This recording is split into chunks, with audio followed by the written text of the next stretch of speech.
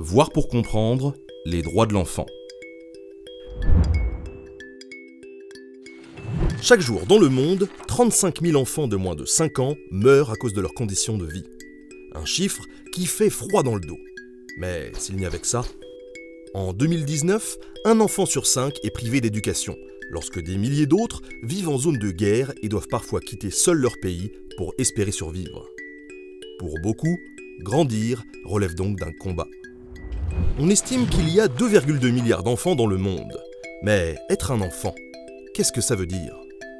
Eh bien déjà, c'est avoir au moins 18 ans. Mais vous vous en doutez, ça ne s'arrête pas là. Être un enfant, c'est avoir des besoins spécifiques, qui demandent bien entendu des droits particuliers. Des droits réunis dans la Convention internationale des droits de l'enfant, ou CIDE pour faire plus simple. Mais ce texte n'est pas apparu comme par magie du jour au lendemain. La CIDE est issue d'un long processus et de combats pour faire valoir les droits des enfants partout dans le monde. Et tout ça s'est fait en 4 grosses étapes. Tout commence au 19e siècle, lorsque les premières lois sur le travail des enfants dans les pays occidentaux font leur apparition. À cette époque, il n'est pas rare que les plus jeunes d'entre nous travaillent jusqu'à 12 heures par jour. En 1924, avec la déclaration de Genève, la communauté internationale reconnaît pour la toute première fois les droits spécifiques des enfants. Un texte très court de 5 articles, mais qui constitue le socle de base des droits de l'enfant, sans discrimination. En 1959, 11 ans après l'adoption de la Déclaration universelle des droits de l'homme, l'Assemblée générale des Nations unies adopte la Déclaration des droits de l'enfant. Un texte qui énonce en 10 points les principes contribuant à une enfance heureuse. En 1966 est signé le Pacte international relatif aux droits civils et politiques des Nations unies. Un texte qui est certes général, mais qui a d'importantes répercussions sur les droits de l'enfant comme le droit à la protection contre l'exploitation économique, le droit à l'éducation et à la santé, ou encore le droit à un nom et à une nationalité. C'est enfin le 20 novembre 1989 que la CIDE voit le jour, un texte international réunissant les droits civils, politiques, sociaux, économiques et culturels de l'enfant. Pour faire simple, ce texte fixe les grands principes des droits de l'enfant à travers 54 articles. Bon, ça serait trop long de les présenter tous ici, mais on y retrouve par exemple le droit à l'éducation, le droit à la non-discrimination, le droit à la survie, ou encore la prise en compte de l'enfant et de son point de vue pour toutes les décisions qui peuvent le concerner. Aujourd'hui, 196 pays se sont engagés à mettre en œuvre la CIDE pour que les enfants aient les mêmes droits qui les protègent, où qu'ils vivent. Et c'est très bien, mais malgré ça, les inégalités persistent. De trop nombreux enfants subissent de graves discriminations en fonction de leur sexe, de leur couleur de peau, de leur religion ou encore de leur handicap s'ils en ont. Encore aujourd'hui, 230 millions d'enfants de moins de 5 ans ne sont pas déclarés à la naissance, et un enfant sur 7 ne possède pas de certificat de naissance.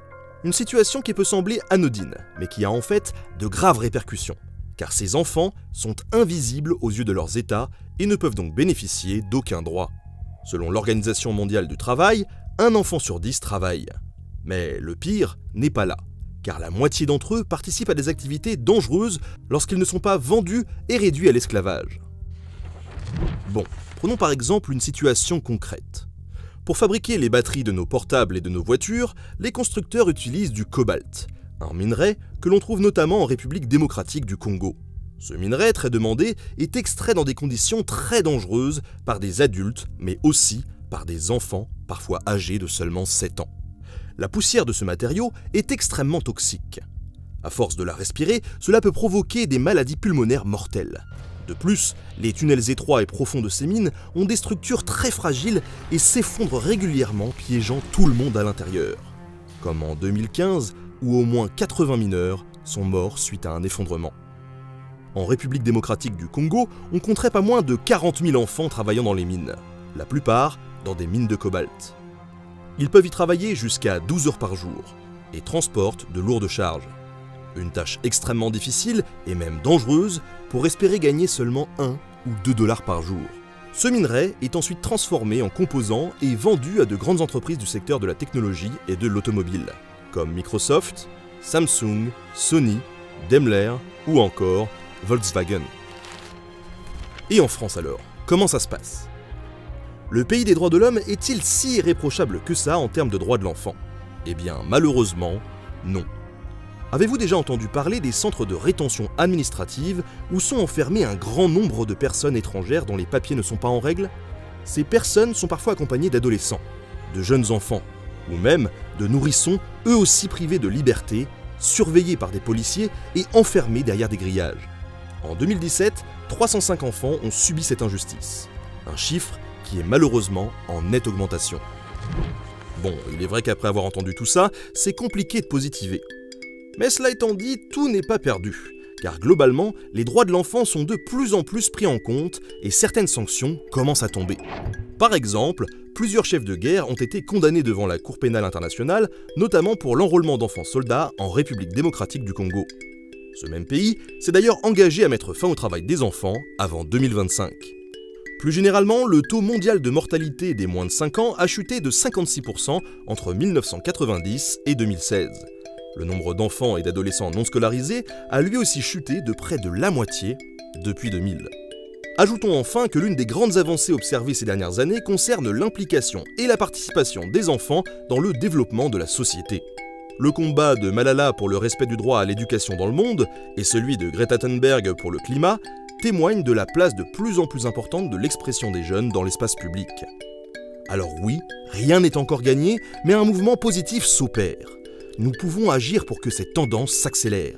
Pour cela, pas de solution miracle. Les États doivent prendre leurs responsabilités et faire respecter les engagements qu'ils ont pris en signant la CIDE.